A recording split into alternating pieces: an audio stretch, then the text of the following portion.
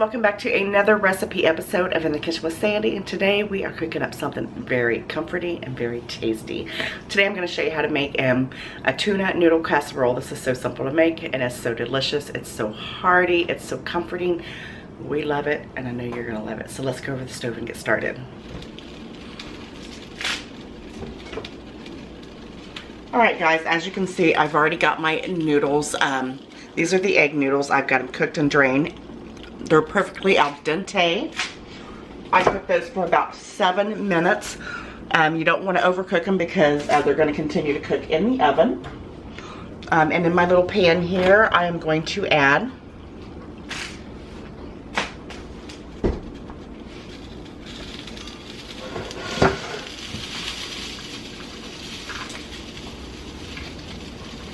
I'm going to do about 2 tablespoons of butter.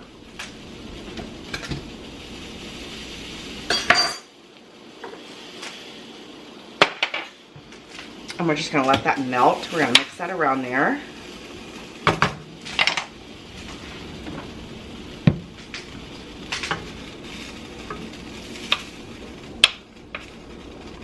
And while you're doing this, I can go ahead and let you know you need to go ahead and turn your oven on about 375, 400.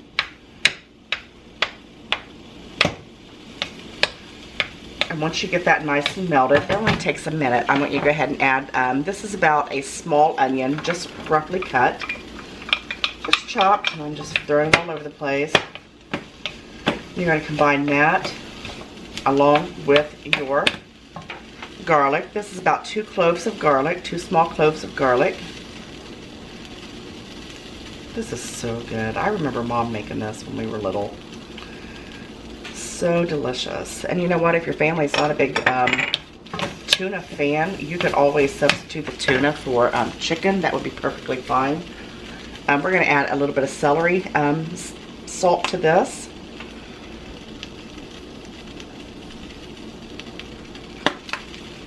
And then we're going to go ahead and add a little bit of onion powder as well. Even though we've got the onions in there, that's going to give us a texture, but it's not going to give us really much of an onion flavor.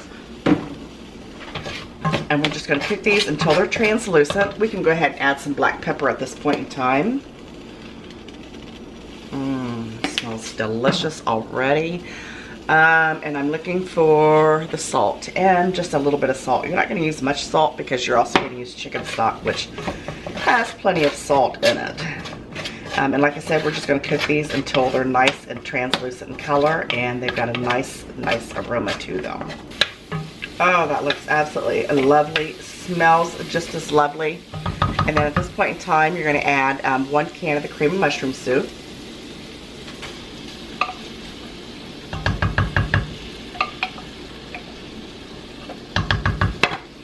And you're just going to stir that in. So lovely. So easy to make, and like I said, this is so comforting. This pan gets so hot here on the side. I need to get one of my little pot holders out. And then to that, you're also going to add about 2 cups of chicken stock.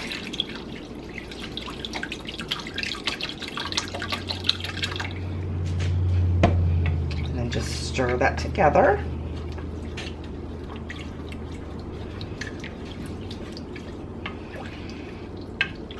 And you're just going to stir this until it's thoroughly heated through and you've got all of the lumps out.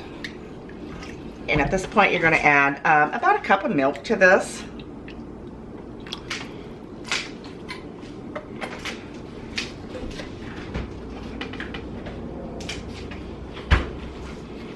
And once again, you're just going to stir it and heat it through.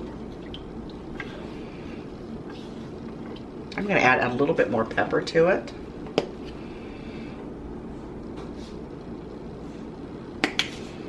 Oh, this is so good. And I also like to add 1 chicken bouillon because when I'm using chicken stock, I always like to add like a little extra additional chicken flavor because I just don't think the chicken stock has a, it's almost like it's watered down. I like to add just a little bit of extra goodness to it. So I'm going to add 1 chicken bouillon, if I can get it unwrapped. And we're just going to stir it and let that melt. Dissolve. It's not going to melt, it's going to dissolve in there. And then once that dissolves, we're just going to go ahead and add our peas and our noodles and our topping. All right, this looks absolutely perfect. I've got it turned off, and what I'm going to do is, this is the pan that I made my noodles in. I just put my noodles right back into the pan there once I got them cooked. And what I'm going to do is I'm going to add this right over top of this, because this is a lot bigger to mix that in. So I just thought that it would be much, much easier. And then we're going to also add a couple small cans of the chicken, of the sea, tuna, and water, but I drained the water off of it. We're going to add some mild cheddar, and I'm going to add just a little bit of Parmesan cheese, and of course, some peas. I'm going to get my peas. All right, we're going to pour this right over our noodles. And this pan is very hot. Look at that, beautiful. Beautiful, beautiful. And I tasted it for seasoning already, and it tastes delicious. Look at that, it's nice and soupy. That's just the way you want it going into the oven. It's perfect. And then you're gonna add a few little peas. I don't add a whole lot of peas because my husband is not a big fan of them, but you know what? You gotta put peas in tuna noodle casserole. Say that fast 3 times. Look at that. Look how beautiful and lovely that is. And we're also going to add a little bit of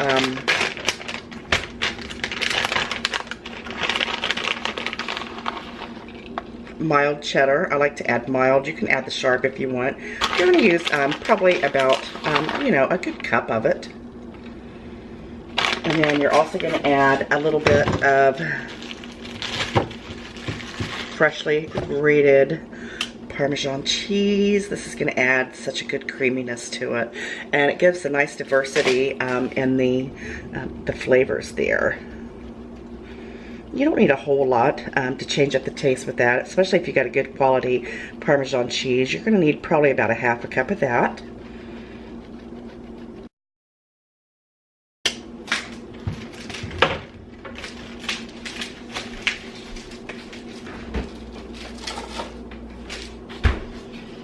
And give that a nice stir. Look at that, that's so beautiful already. And then to that you're going to add, oh my goodness, that is so lovely. You could just put that right over a biscuit, now couldn't you? I'm going to add my tuna right in there. Well, if I can. And then you're just going to combine that really well.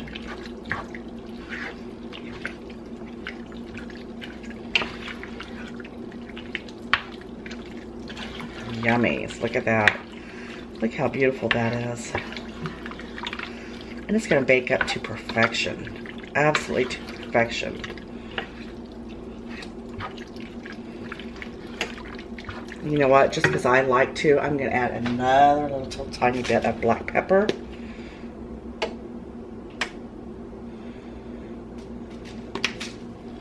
And the sauce will thicken with all of your cheeses in your casserole dish.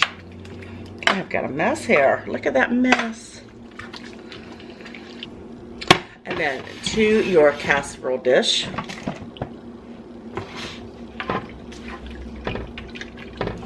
you're just going to pour your beautiful mixture right in. Look how lovely that is. That is perfect. Oh, it's going to come out so nice and creamy and delicious. Are you seeing that? Are you seeing it? Look how beautiful that is. Lovely. That is so lovely. And then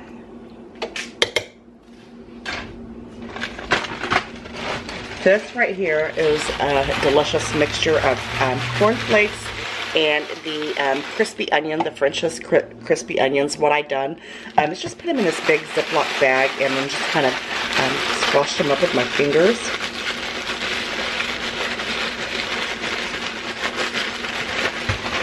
That was so simple to do. Before you top those on there, I want you to add just a little bit more cheese to the top. Hey, why not, right?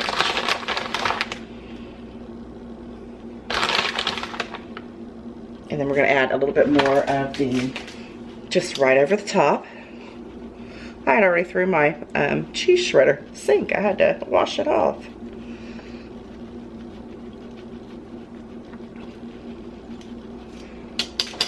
Look at that.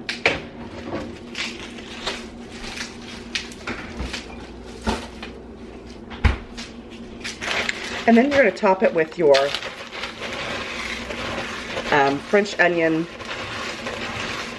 mixture with your cornflakes. Now some people use panko breadcrumbs, but I really don't like to use those. I'm not going to lie. I just never really like to use them. Cornflakes is a good base for anything, you know, as far as the crumbly topping goes. That's just what I prefer to use. If you want to use the panko breadcrumbs, you know, you go right ahead and use them. You got to make sure you get the plain ones and season them a little bit, because you don't want to, you know, you definitely don't want to get the Italian ones and put on there. This just, it wouldn't be good. And you're just going to do like a nice little thin layer over top. Oh, this is so beautiful. Look at that. And again, you should have your oven already preheated on about 375 to 400. We're going to do just a little bit more of the toppings there.